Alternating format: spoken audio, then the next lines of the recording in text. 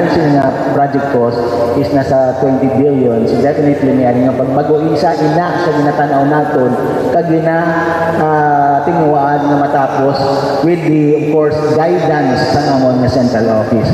So sa dugang siguro sa detalye ihatag ko sa among division manager no sa engineering operation si Engineer Rebecca nga maghatag ka detalye sa aton nga ongoing FS.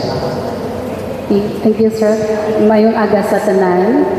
Sa nahibaluan naton nga ang Panay River Basin Integrated Development Project, isa ni ka mga sa mga flagship project na ginaduso sa NIA o National Irrigation Administration.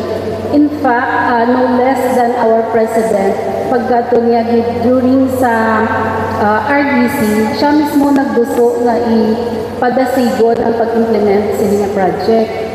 And mahibaluan natin nga 26,800 ka mga farmers o kung mangunguma ang posible nga maka-benefit sini nga proyekto. Ang sa na-mention ni Sir, ang original nga project cost sini ara sa 20.7 billion pero that was 2017 pa nga costing based sa FS.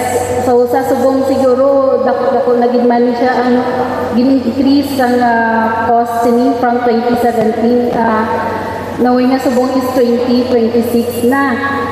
And last year sa na-mention ni Sir, binduso namon nga magka-budget sang 4.5 billion base man sa gin-present namon kay President BBM. However, ang gin-approve lang sa amon sa 2026 na DAA is 420 million. Ini siya para sa pre-construction activities sa aton nga Panay.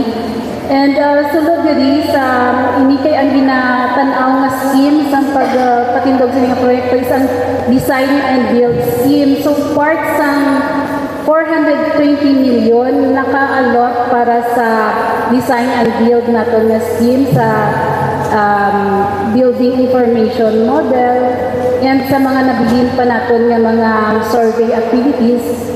And sa 2017 ginatry gid naman gusto ang 6.5 billion nga allocation kay kung matigayon kung ma-approve part na sina mag-start na kung mahimo ang after bay dam sa may Garcia sa may Tapas Capiz.